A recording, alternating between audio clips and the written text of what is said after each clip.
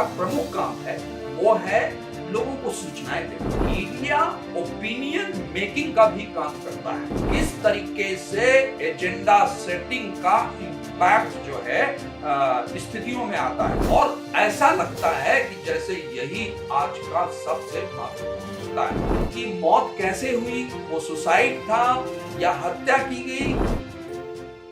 नमस्कार, आज मैं बहुत ही इंटरेस्टिंग मुद्दे पर बात करने वाला हूं। वो है agenda setting. Media agenda setting करती है। ये सुनने में बड़ा अजीब सा आपको लग रहा होगा, लेकिन जी हाँ, ये वास्तविकता है कि एजेंडा सेटिंग के माध्यम से जो मीडिया घराने अपनी बात को, अपने नैरेटिव को सेट करते हैं, उसको समझने की जरूरत है। एजेंडा सेटिंग क्या है, एजेंडा सेटिंग क्यों करते हैं, एजेंडा सेटिंग के कितने एस्पेक्ट हैं, इसका जो सैद्धांतिक किताबी पक्ष है उस पर कम, और इसका जो व्यवहारिक पक्ष है उस पर मैं ज्यादा बात करूंगा।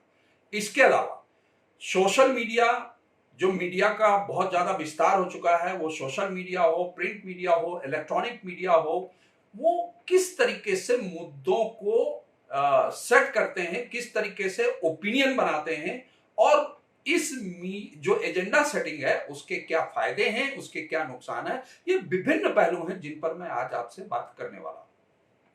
जी हाँ, तो हम आते हैं सबसे पहले कि आखिरकार ये एजेंडा सेटिंग है क्या। आप सभी इस बात को बखूबी जानते हैं कि आज जो मीडिया का दायरा है वो बहुत बढ़ चुका है। आज मीडिया सिर्फ अखबार और मैगजीन या टीवी चैनल तक ही लिमिटेड नहीं है।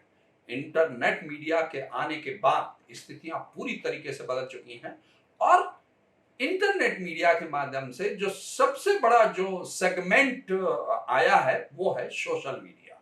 सोशल मीडिया यानी हर आदमी की एंट्री है, हर व्यक्ति आज पत्रकार है। ऐसी स्थिति में जो मीडिया में जो एजेंडा सेटिंग का मामला है वो जबरदस्त तरीके से हमें देखने को मिलता है। अब मैं आपको बता दूं कि एजेंडा सेटिंग है क्या। तो एजेंडा सेटिंग किस तरीके से मीडिया करती है, तो सबसे पहले बात करूंगा कि एजेंडा सेटिंग है क्या।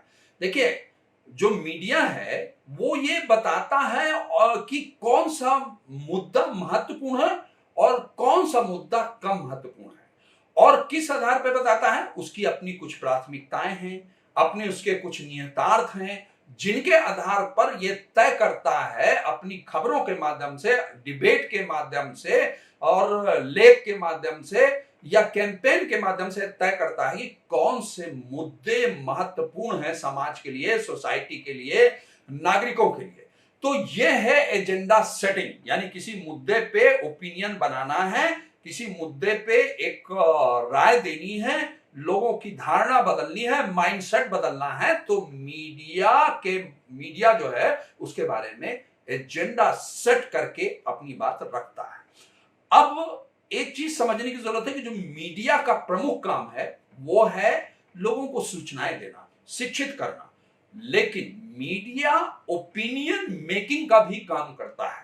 तो ये जो एजेंडा सेटिंग का जो उद्देश्य है, लोगों की ओपिनियन बदलना है, लोगों की विचार में, परसेप्शन में परिवर्तन लाना इसका मुख्य उद्देश्य होगा। अब ये जो इसका कॉन्सेप्ट है वो एजेंडा सेटिंग का कॉन्सेप्ट आया कहां से, इस पे थोड़ा सा बात करेंगे। मैं बहुत ही इसके जो सैद्धांतिक पक्ष है, थ्योरेटिकल पक्ष है ना, या बुकिश नॉलेज है, उस पर मैं नहीं जाऊंगा। थोड़ा व्यवहारिक पक्ष पे बात करूंगा कि ये जो एजेंडा सेटिंग की अवधारणा आई कहां से। तो सर्वप्रथम 1922 में जो अमेरिका के एक पत्रकार वाल्टर लिपमैन है, उन्होंने अपनी पुस्तक पब्लिक ओपिनियन में इसकी सबसे पहले चर्चा की।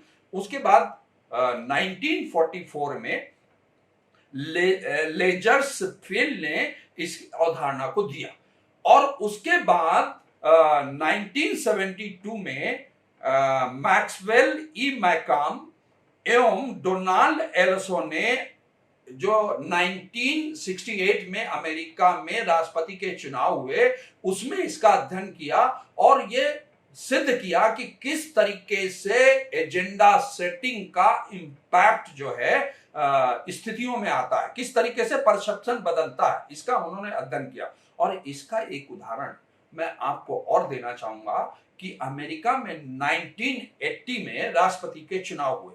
वहां पर दो जो कैंडिडेट हैं आमने सामने थे, रोनाल्ड रीगन और जिम कार्टर। जिम कार्टर और रोनाल्ड रीगन के बीच में ऐसा पूर्व में सर्वे हुआ था कि जो चुनाव का जो उसका मतों का मार्जिन है बहुत कम होगा।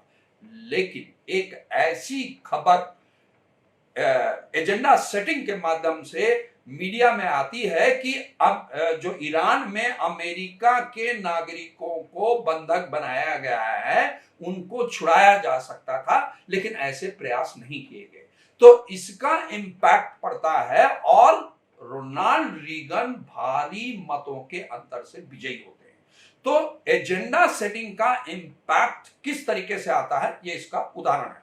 अब ये एजेंडा सेटिंग जो है मीडिया कैसे करती है, तो उसके बारे में भी मैं थोड़ा सा स्पष्ट कर दूं कि जो मीडिया है वो अपनी प्राथमिकताओं और अपने जो निहितार्थ है उनके आधार पे मुद्दे तय कर लेती है, और मुद्दे तय कर लेने के बाद वो उस पर लगातार एक कैंपेन के माध्यम से खबरों को देती है, उसमें लेख प्रकाशित किए जाते हैं या टीवी चैनल्स में बाकायदे डिबेट चलाई जाती है। तो इस तरीके से कैंपेन चलाया जाता है कि जनता को या ऑडियंस को, जो उसका पाठक है, जो दर्शक है, उसको ऐसा लगने लगे कि ये जो मुद्दा है उसके लिए बहुत महत्वपूर्ण है और उसके परसेप्शन में परिवर्तन लाने का पूरा पूरा प्रयास किया जाता है और लोगों को ऐसा लगने लगता है कि शायद ये मुद्दा मेरे लिए बहुत महत्वपूर्ण है, ऐसी धारणा उनके अंदर पैदा कर दी जाती है। ये जो एजेंडा सेटिंग का मामला है, एजेंडा सेटिंग में कई ऐसे फैक्टर्स हैं जो काम करते हैं, जो एजेंडा सेटिंग को प्रभावित करते हैं। तो उन कुछ फैक्टर्स की हम बात करेंगे। तो जो एक फैक्टर है वो है गेट कीपिंग। गेट कीपर से मतलब है या गेट कीपिंग से मतलब है कि देखिए जो खबरें हैं वो कौन लिखता है, रिपोर्टर लिखता है, फिर उसको सब एडिटर या प्रोड्यूसर के माध्यम से उन खबरों को वहां पे प्रोसेस किया जाता है जो न्यूज रूम है, और इसके बाद उन खबरों का जो मतलब अंतिम रूप दिया जाता है उन खबरों को, वो एडिटर्स देते हैं। तो वो जो एडिटर्स हैं वो गेट कीपिंग का काम करते हैं और वो तय करते हैं कि इसका एंगल क्या होना चाहिए, ये क्यों महत्वपूर्ण है, किस रूप में जाना चाहिए। तो ये जो गेट कीपिंग है वो एक पूरा उसको एंगल देने का काम करती है, यानी जो एजेंडा सेट किया जाना है तो उसमें ये जो फैक्टर है बहुत ही प्रभावी फैक्टर होता है। इसके अलावा जो और दूसरा फैक्टर है वो है प्राथमिकता, यानी जो उसकी प्राथमिकता है इस तरीके से दिखाई जाती है कि ये जो ऑडियंस है उसके लिए बहुत महत्वपूर्ण है, और उसमें कुछ ऐसे वैल्यूज और एथिक्स की चर्चा की जाती है ताकि लोगों को लगे और ऑडियंस को ऐसा लगे कि शायद ये मेरी बात ही की जा रही है, मेरे बारे में ही ये बात उठाई जा रही है। इसके अलावा जो पॉलिटिशियंस हैं या पीआर एजेंसीज हैं या कुछ ऐसी इंडस्ट्रीज हैं, वो भी एक फैक्टर है जो एजेंडा सेटिंग को प्रभावित करते हैं। यही कारण है कि जो मीडिया है उसकी प्राथमिकताएं बदल जाती हैं, क्योंकि वो उनको जो खबरें हैं या जो कैंपेन्स हैं या जो एजेंडा है उसको एक शेप देने का काम करते हैं और वो परिवर्तन लाने में बहुत महत्वपूर्ण भूमिका निभाते हैं। अब मैं एक चीज यहां पर और एक महत्वपूर्ण बात की चर्चा करना चाहूंगा कि आज जो मीडिया का स्वरूप बहुत तेजी से बदला है उसमें सोशल मीडिया की बहुत इंपॉर्टेंट भूमिका है। अब जो सोशल मीडिया है वो बाकायदे एजेंडा सेटिंग के काम को हैशटैग के माध्यम से, खबरों को ट्रेंड करा के, सूचनाओं को ट्रेंडिंग के माध्यम से और लोगों तक लेके जाता है, और ऐसा लगता है कि जैसे यही आज का सबसे महत्वपूर्ण मुद्दा है। किस तरीके से खबरों को ट्रेंड कराया जाता है, किस तरीके से हैशटैग लगा करके कैंपेन चलाए जाते हैं, ये एक अलग विषय है जिसको हम एक अलग वीडियो में पूरी तरीके से विस्तार से चर्चा करेंगे। लेकिन सोशल मीडिया भी आज एक ऐसा प्लेटफॉर्म बन गया है जिसके माध्यम से एजेंडा सेट किया जाता है। अब मैं यहां पर कुछ ऐसे उदाहरणों की चर्चा करना चाहूंगा, जिससे आपको इसमें और अधिक स्पष्टता आएगी कि किस तरीके से कौन से ऐसे मुद्दे थे जिसमें एजेंडा सेटिंग की गई और चीजों को लगातार चलाया गया, ताकि लोगों के बीच में ऐसा संदेश जाए कि सबसे महत्वपूर्ण मुद्दा यही है।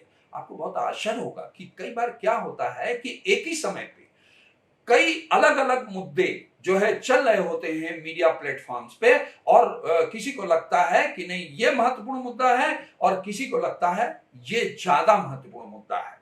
तो उसका कारण ये है कि जो एजेंडा है, जो उसके पीछे निहितार्थ है, जो प्राथमिकता है, वो अलग अलग भी मीडिया घरानों की अलग अलग हो सकती है। तो मैं कुछ उदाहरणों की चर्चा करूंगा। सर्वप्रथम मैं यहां पर चर्चा करूंगा, आप 2011 को याद करिए, जब पूरे देश में एक ऐसा लगा कि जैसे कोई बहुत बड़ी क्रांति आ गई है, यानी भ्रष्टाचार के खिलाफ पूरे देश में ऐसा लगा जैसे कोई आंदोलन आ गया। अन्ना हजारे ने 2011 में भ्रष्टाचार के खिलाफ एक आवाज उठाई और कहा उन्होंने कि किस तरीके से जो है पूरा देश को भ्रष्टाचार से मुक्त करने की जरूरत है, और उन्होंने बाकायदे इसके लिए जो है एजिटेशन भी किया, अनशन किया, और मीडिया ने भी बाकायदे एक एजेंडा के माध्यम से, और खासतौर से सोशल मीडिया की इसमें जबरदस्त भूमिका थी, और ऐसा लगा कि शायद ये जो मुद्दा है सबसे बर्निंग मुद्दा है। और नो डाउट कई बार ऐसा भी होता है कि जो एजेंडा सेटिंग का है वो वास्तव में ऑडियंस की वो प्राथमिकता हो सकती है, लेकिन मीडिया के माध्यम से चीजों को इस तरीके से रखा जाता है कि उसको लगे कि शायद यही सबसे महत्वपूर्ण मुद्दा है जो मेरे लिए आवश्यक है, और उसी को पढ़ना, उसी को देखना, उसी की चर्चा करना, उसी पर डिबेट करना, बहस करना, ये सारी चीजें जो है बहुत तेजी से शुरू हो जाती हैं, जो इसका एक जीवंत उदाहरण है। इसी तरीके से मैं एक और मुद्दे की चर्चा करना चाहूंगा, निर्भया केस। देखिए 2012 में दिल्ली में एक युवती के साथ जो गैंगरेप की घटना घटती है, उसको लेकर के बाकायदे मीडिया एक एजेंडा के माध्यम से उस मुद्दे को उठाती है, और खासतौर से वो मुद्दा क्या होता है, वीमेन सिक्योरिटी। वीमेन सिक्योरिटी की क्या स्थिति है देश में, खासतौर से देश की राजधानी में क्या स्थिति है, उसमें लगातार जो है खबरें आती हैं, लगातार डिबेट्स होती हैं, लगातार आर्टिकल्स आते हैं। तो ये एक इसका बहुत ही जीता जागता उदाहरण है। इसके अलावा कोविड-19 की जो वैश्विक महामारी है, जब 2020 में आती है और पूरे देश में इसको लेकर के अवेयरनेस को लेकर के, इसके वैक्सीन को लेकर के, इसमें बरती जाने वाली सावधानियों को लेकर के, इन्फेक्शन की स्थितियों को लेकर के, और जो चैलेंजेस हैं लोगों को फेस करने पड़ते हैं, उसको लेकर के मीडिया लगातार जो है एक कैंपेन चलाती है। वो सोशल मीडिया की बात करें, या आप डिजिटल मीडिया के अन्य प्लेटफॉर्म्स की बात करें, या जो है न्यूज़पेपर्स की बात करें, या इलेक्ट्रॉनिक मीडिया की बात करें, लगातार इसमें जो है हमें कैंपेन्स देखने को मिलते हैं।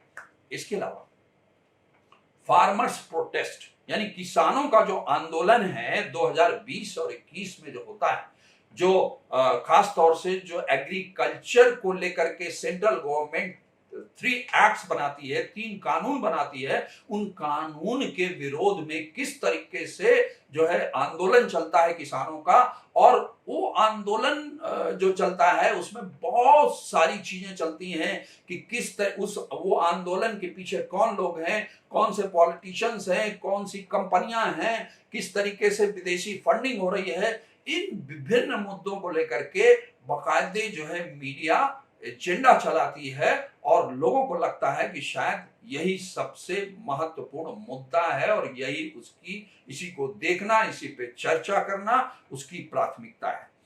इसके अलावा मैं यहां पर चर्चा करना चाहूंगा आर्टिकल 370 की। आर्टिकल 370 के तहत जो है जम्मू कश्मीर को एक विशेष दर्जा मिला हुआ था। सेंट्रल गवर्नमेंट, केंद्रीय सरकार 2019 में इस पर एक संशोधन विधेयक लाती है और कानून बना करके 370 आर्टिकल को समाप्त कर देती है। तो इस मुद्दे को लेकर के भी लगातार जिस तरीके से मीडिया जो है अपनी सक्रियता दिखाती है, वो भी एक महत्वपूर्ण उदाहरण है। और एक दो और महत्वपूर्ण मुद्दों की मैं यहाँ पर चर्चा करना चाहूंगा। सुशांत सिंह राजपूत, जो मतलब अभी कुछ ही वर्ष पहले की बात है, 2020 की बात है, जिसमें सुशांत सिंह जो जाने माने एक्टर हैं, उनकी हत्या हो जाती है। और हत्या होने के बाद मतलब उनकी हत्या कैसे हुई, उनकी मौत कैसे हुई, वो सुसाइड था या हत्या की गई, इस पे चर्चा होते होते ये चर्चा जो है ड्रग्स पे जाती है और दूसरे पहलुओं पे जाती है, और लगातार महीनों महीनों तक इसमें जो है बहस होती है, खबरें चलती हैं, मीडिया ट्रायल चलता है। यानी मीडिया ये एजेंडा सेट कर लेती है कि आखिरकार ऑडियंस को दिखाना क्या है। उसके पीछे कई कारण हैं, उनके अपने निहितार्थ हैं, टीआरपी का निहितार्थ है, और जो है कई ऐसे भी निहितार्थ हैं जो मैंने बताया कि फैक्टर्स काम करते हैं। वो जो फैक्टर्स भी जो है जो एजेंडा सेटिंग है उसको कहीं ना कहीं प्रभावित करते हैं, जिसके चलते ये सारी चीजें हम लोगों को देखने को मिलती हैं। अब ये आखिरकार एजेंडा सेटिंग करते क्यों हैं और इसके क्या फायदे हैं, इससे क्या होता है, ये क्यों जरूरी है? तो जरूरी देखिए, एजेंडा सेटिंग का एक सबसे बड़ी बात यह है कि यदि वास्तव में एजेंडा सेटिंग जेन्युइन रीजन से भी हो सकता है कि हम किसी ऐसा महत्वपूर्ण मुद्दा है जो राष्ट्र के लिए, देश के लिए महत्वपूर्ण है और हमें उसे उठाना चाहिए। तो अब किसान आंदोलन के दौरान ही आप देखिए कि किस तरीके से जो है जब प्रदर्शन किया गया और वो हिंसक होने लगा और राष्ट्रध्वज का अपमान कर दिया गया, तो ये कुछ ऐसे मुद्दे हैं जिनको मीडिया ने बहुत ही अच्छे तरीके से उठाया। तो कहने का मतलब कि यदि हम इस तरीके से चीजों को देखें तो वो कहीं ना कहीं हमें मदद भी करते हैं और ऑडियंस का परसेप्शन बनाते हैं, और वो आवश्यक भी है। और इससे एक फायदा होता है कि जब लगातार किसी मुद्दे पर, किसी विषय पर खबरें चलाई जाती हैं, चर्चा की जाती है, डिबेट होती है, तो उसमें खुलकर बहस होती है, तो जितने उसके जो एस्पेक्ट हैं वो खुल के आ जाते हैं। तो इसका ये हम कहेंगे निसंदेह फायदा भी है। और एक चीज और है कि लोगों में किसी मुद्दे को लेकर के, सपोज करिए वीमेन सिक्योरिटी की हमने बात की कि भाई किस तरीके से निर्भया कांड में विमेन सिक्योरिटी को उठाया गया। कई बार साइबर सिक्योरिटी का इशू आता है जिस पर बाकायदे कैंपेन चलाया जाता है, तो इससे लोगों में जागरूकता आती है, अवेयरनेस आती है, तो इसलिए ये आवश्यक भी है। लेकिन ऐसा नहीं है कि इसकी बहुत गुडी गुडी इमेज भी है, गुडी गुडी इमेज ही है, इसके कुछ ऐसे ड्रॉबैक्स भी हैं, ऐसी कमियां भी हैं जो निकल के आती हैं। तो उसके बारे में भी मैं थोड़ा सा आपको बताना चाहूंगा कि होता क्या है कि जब हम कैंपेन चलाते हैं तो मैंने दो चीजें बताई कि देखिए उसमें प्राथमिकता चूंकि मीडिया ने तय कर ली है, दूसरा उसके कुछ निहितार्थ हैं। तो कई बार क्या होता है कि हम जो खबरें हैं, जो फैक्ट्स हैं, जो सच्चाई है, वो कई बार डिस्टॉर्ट कर देते हैं, क्योंकि हमारा एक उद्देश्य है कि नहीं, हमें इस तरीके से ही खबरों को चलाना है, इस तरीके से ही खबरों को परोसना है। तो ऐसी स्थिति में जो सही सूचना है वो पाठक तक या ऑडियंस तक नहीं पहुंच पाती है, तो इसका सबसे बड़ा नुकसान है। दूसरा नुकसान क्या है कि कई बार कुछ लोग समाज में ऐसे होते हैं जिनका एक निर्धारित माइंडसेट है, उनका माइंडसेट आप बदल नहीं सकते हैं। आप कितना भी खबरों को डिस्टॉर्ट करके चलाइए, लेकिन उनका जो माइंडसेट है वो तय है। तो ऐसी स्थिति में उसको बदलना बहुत मुश्किल होता है, संभव नहीं होता है। और एक और महत्वपूर्ण बात है कि जो एजेंडा सेटिंग की जाती है उसके चलते कई बार जो महत्वपूर्ण मुद्दे हैं, क्योंकि हमारा एजेंडा सेट है कि हमें इसी खबर को चलाना है, इसी मुद्दे पे बहस करनी है, इसी पे हमें डिबेट करनी है, तो कई बार जो महत्वपूर्ण मुद्दे हैं जो पाठकों के बीच में, जो आम लोगों के बीच में जाना चाहिए, वो कई बार उनसे ध्यान हट जाता है, इग्नोर हो जाते हैं। तो ये इसका सबसे बड़ा ड्रॉबैक है। इसके अलावा जो है एजेंडा सेटिंग का जो प्रभाव है उसको मापना बहुत सहज नहीं है कि इसका इंपैक्ट आया क्या, ऐसा कोई टूल नहीं है। लेकिन कई बार ऐसा होता है कि जब कैंपेन चलता है तो वो कहीं ना कहीं इनडायरेक्टली उसका हमें प्रभाव देखने को मिलता है। मित्रों, ये जो एजेंडा सेटिंग पे मैंने आपसे बात की, मुझे लगता है कि ये जो एजेंडा सेटिंग है, जैसा कि मैंने कहा कि देखिए एजेंडा सेटिंग है, उसके पीछे एक निहितार्थ है, प्राथमिकता है, लेकिन एजेंडा सेटिंग आवश्यक भी है कुछ मुद्दों को सामाजिक, राष्ट्रीय और लोगों के हितार्थ कुछ मुद्दों पर ऐसा एजेंडा सेटिंग करने की आवश्यकता भी है। लेकिन जब हम गलत चीजों के लिए या समाज में गलत संदेश देने के लिए या हम खबरों को पूरी तरीके से डिस्टॉर्ट कर देते हैं और सत्यता से हम एकदम से हट जाते हैं, क्योंकि देखिए खबर का जो उद्देश्य है वो सत्यम शिवम सुंदरम की अवधारणा पर आधारित है। यानी कहना चाहिए कि वो ट्रू फैक्ट्स पे आधारित हो और उसकी जो वो है क्या बोलते हैं अनबायस्ड हो, है ना, पवित्र हो खबर, और उसका प्रेजेंटेशन भी ठीक होना चाहिए। तो उस अवधारणा को कहीं ना कहीं ध्यान में रखना होगा, तभी हम जो है अब जो मीडिया है, मीडिया अपनी भूमिका को सार्थकता के साथ निभा पाएगा। इन चीजों को जो बड़े जर्नलिस्ट हैं वो ध्यान रख सकते हैं और समाज को सही दिशा देने के लिए, राष्ट्र को सही दिशा देने के लिए सही सूचनाएं देना बहुत आवश्यक है। उनको अपनी इस भूमिका को समझना होगा और यदि वो समझते हैं तो मुझे लगता है कि यही सबसे बड़ी देश और पत्रकारिता की और समाज की सेवा होगी। मित्रों, मुझे लगता है कि एजेंडा सेटिंग पर ये जानकारी आपको पसंद आई होगी, और यदि ये जानकारी आपको पसंद आई और अभी तक आपने इस चैनल को सब्सक्राइब नहीं किया है तो मेरा आपसे अनुरोध है कि चैनल को सब्सक्राइब करें, वीडियो को लाइक करें और लिंक पर कमेंट अवश्य करें ताकि मुझे आपके कमेंट से कुछ सीखने को मिल सके। जी बहुत बहुत धन्यवाद। नमस्कार।